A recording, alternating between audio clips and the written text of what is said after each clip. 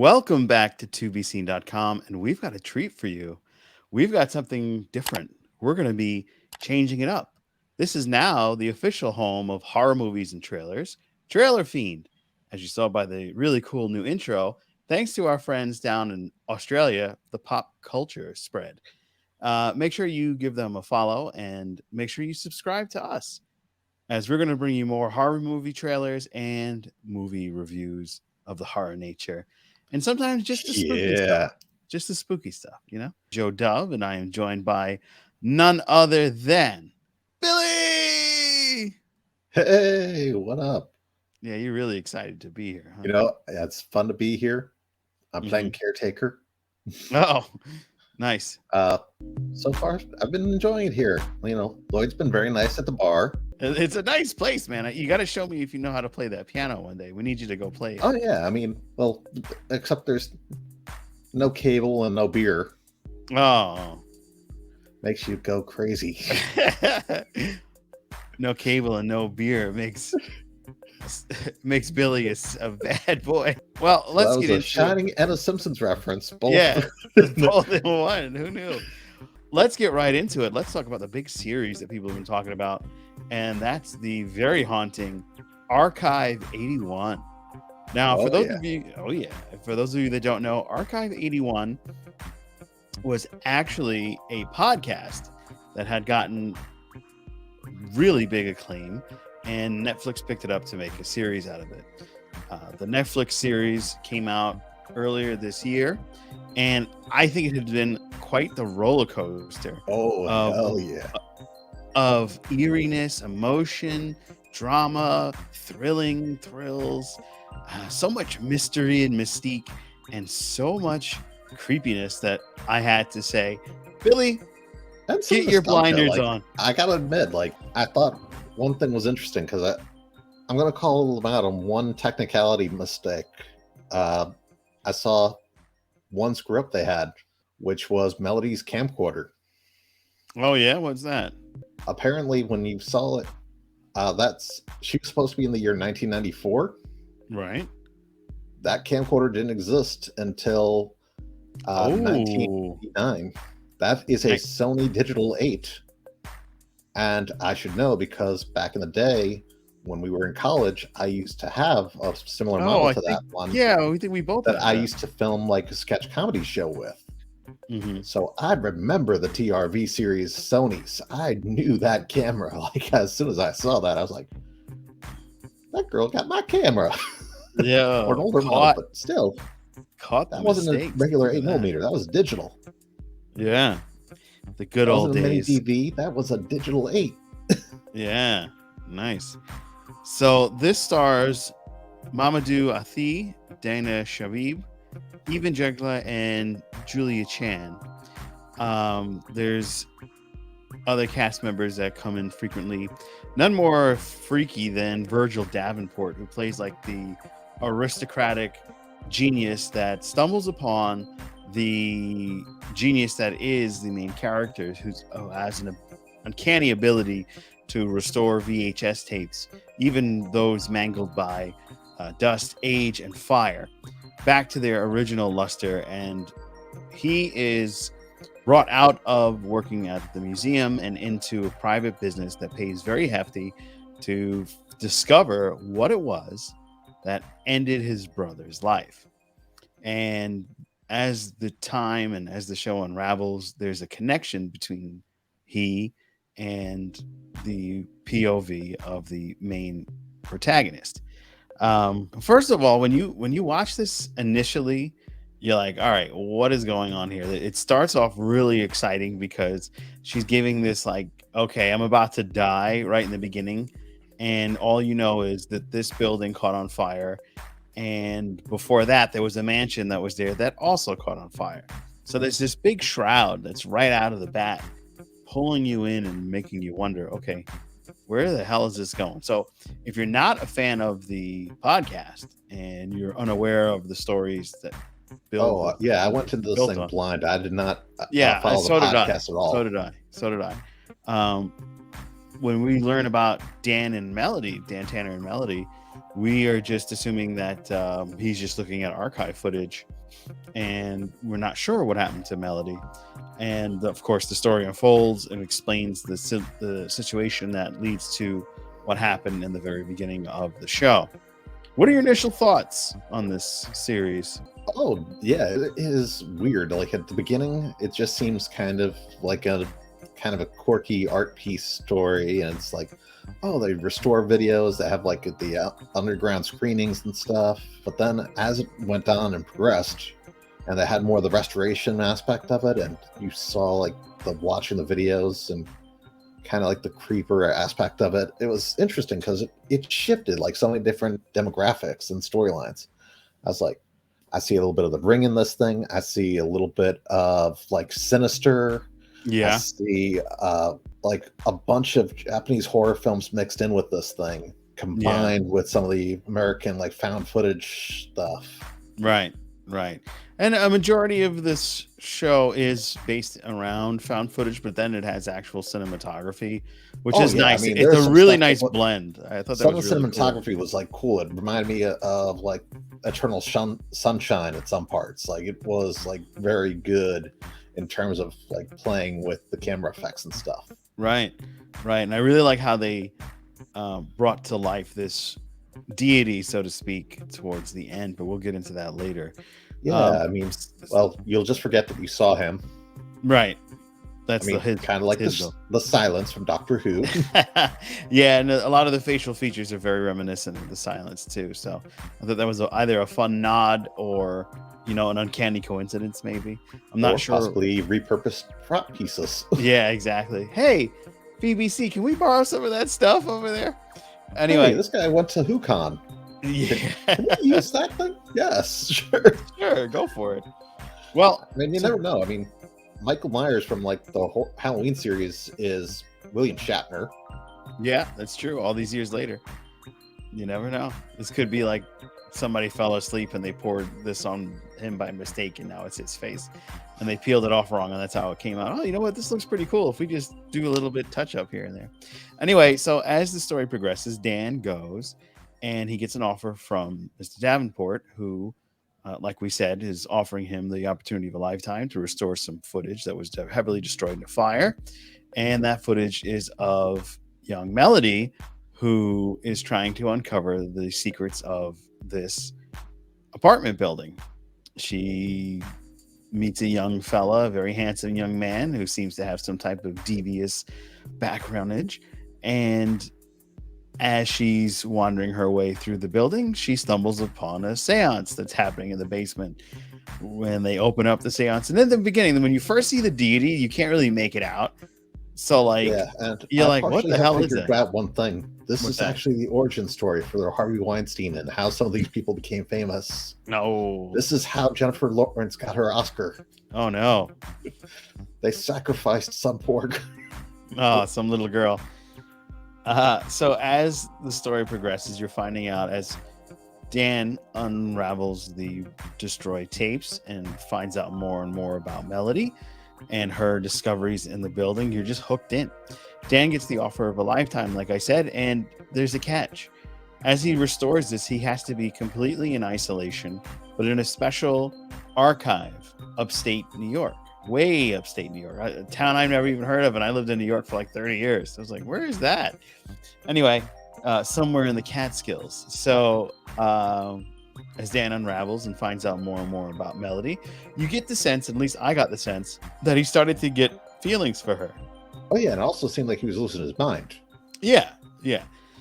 Later on, you come to find out that Dan He wasn't, but he wasn't, but Dan does have some, mental issues that oh yeah. But I that meant had like come when up you in the saw like a past. hand come out of the TV and choke him, you're like, oh damn, he's going nuts. Yeah. Was he going nuts, or was it something coming out of the TV to choke him?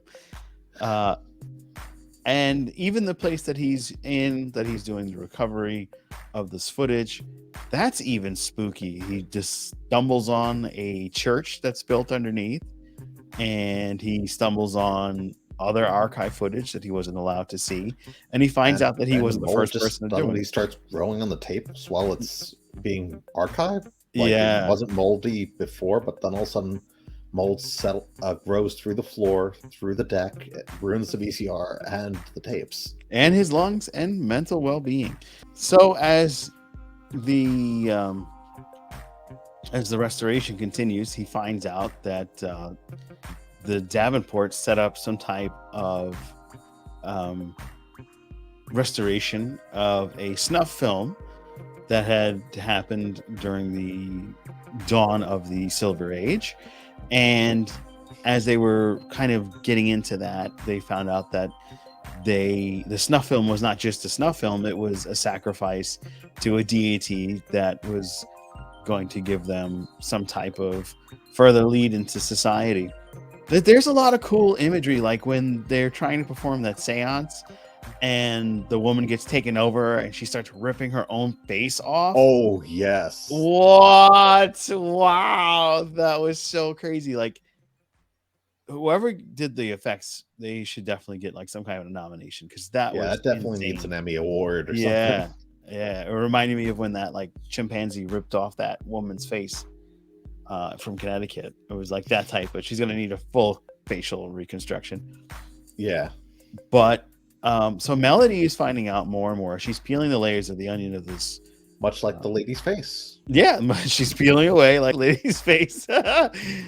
She's peeling away the bare bones of this story, and it turns out Again, just like the lady's just like the lady's bare bones. And it would come to turn out that the original owners of the mansion that the apartment was built on were worshippers of the strange deity, and the people that were in the apartment now are trying to recreate the same thing.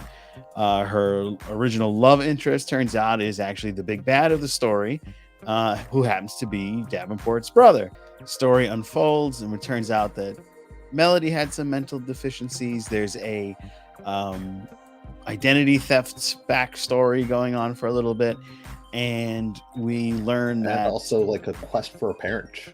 Yeah, parentage quest, because Melody's looking for her mom. That was the guise of what she was there for. And it turns out there was a whole recovery floor for people that had been addicted to drugs on the top floor of the apartment complex. So there's a lot of layers into this, but what works so well is you can kind of see that. I mean, being that I work in New York City and seeing the massive drug usage nowadays, you can really be like, okay, yeah, I could see somebody, giving up a top floor to like get those folks off the street and try to give them some semblance of normalcy. Oh, And absolutely. probably a tax write-off. But there's another little piece to this. Neighbors barely respond to her. She makes this investigation into every apartment, trying to find her mom and trying to find out about the goings on of the apartment. And she stumbles on this little girl that is connected to everybody, and she kind of works with the little girl to get to all the places she was unable to get to earlier on. And it turns out that the big bad is trying to use the little girl as human sacrifice for a blood orgy. Yeah, and it was weird seeing one thing like we've done a lot of spoilers already, so what's one more? Towards the end, when he goes to another world,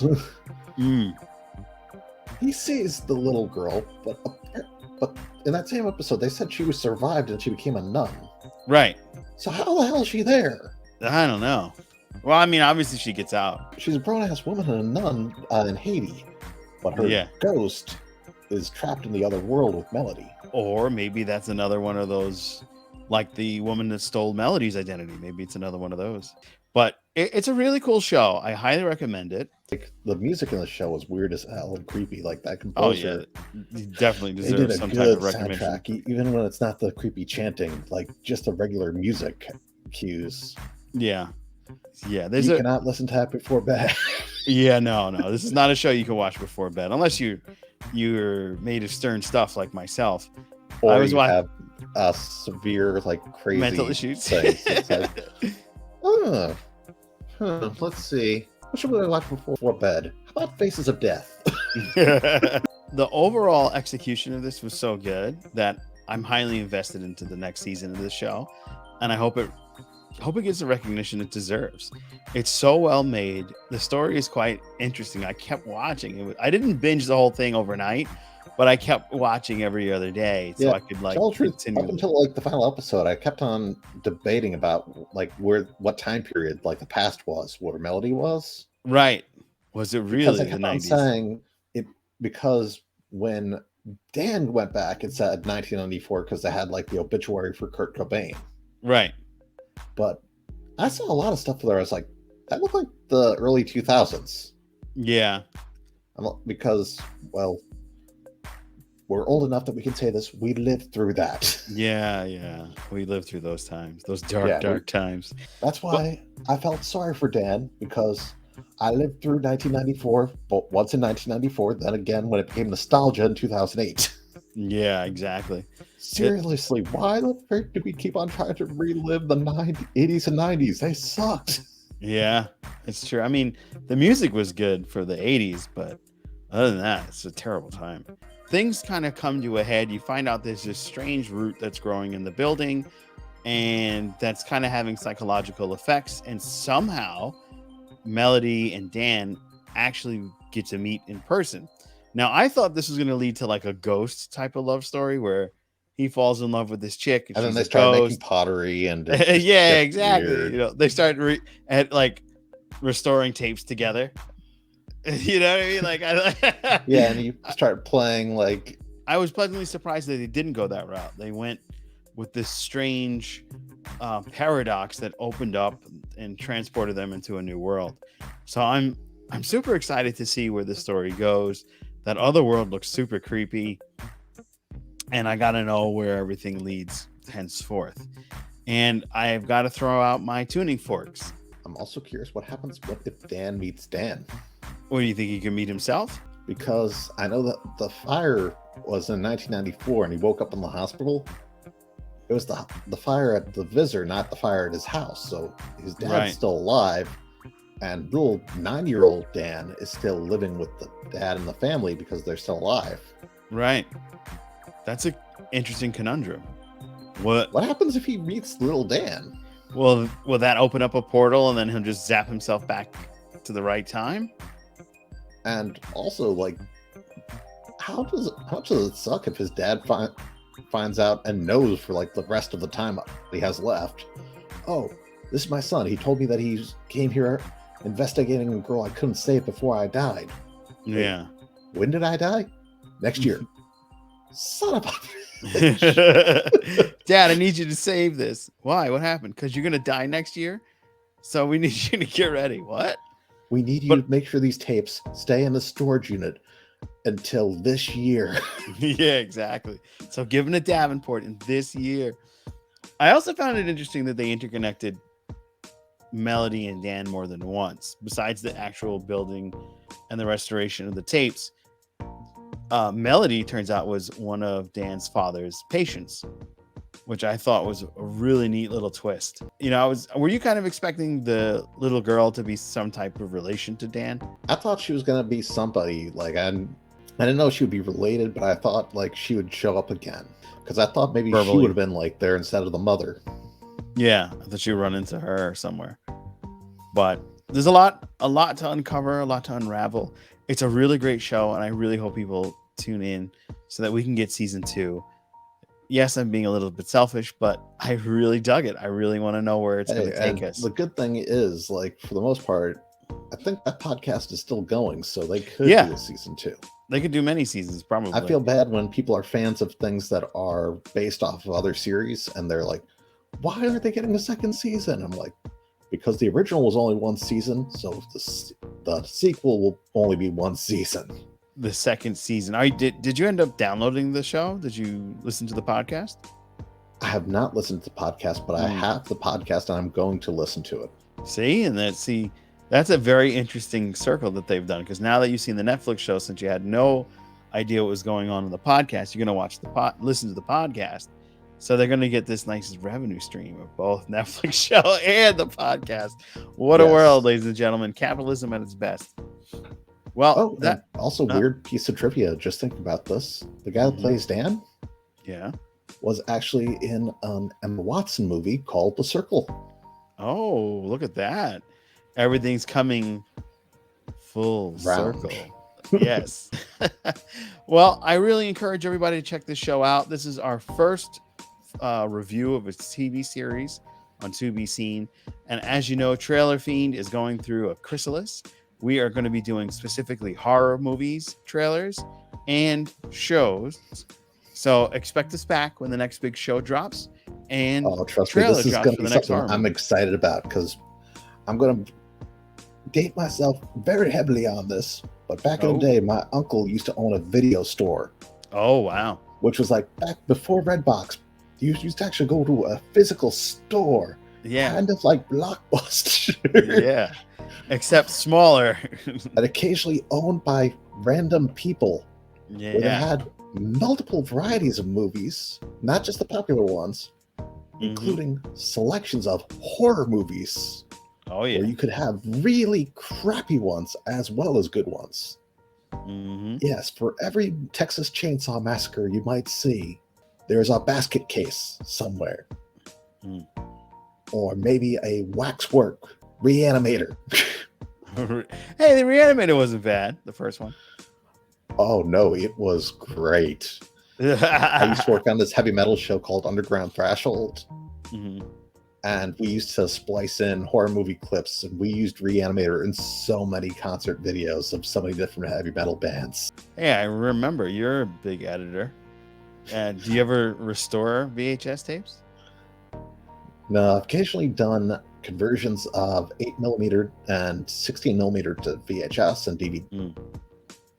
Oh, I was going to And say, I've done cassettes to digital, but was gonna never say- actual full tape restoration where you go through each layer with like alcohol wipes and stuff like that and try to clear off rust. I was going to say, is that why you're in that big mansion? And do you have like a special job that you're up away in the Catskills? There's a non-disclosure agreement that I cannot talk about this time.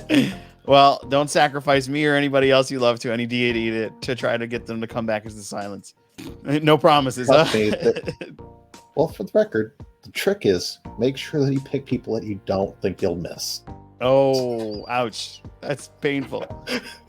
Well, that's going to wrap it up for our first episode. Join us next time as we dive deep into the horror fray of fear and frightening tales from the beyond and more. So I'm Joe Dove. With me, as always, is Billy. And we'll be back with either a trailer or a horror show next time. So sleep with one eye open. Gripping your pillow tight.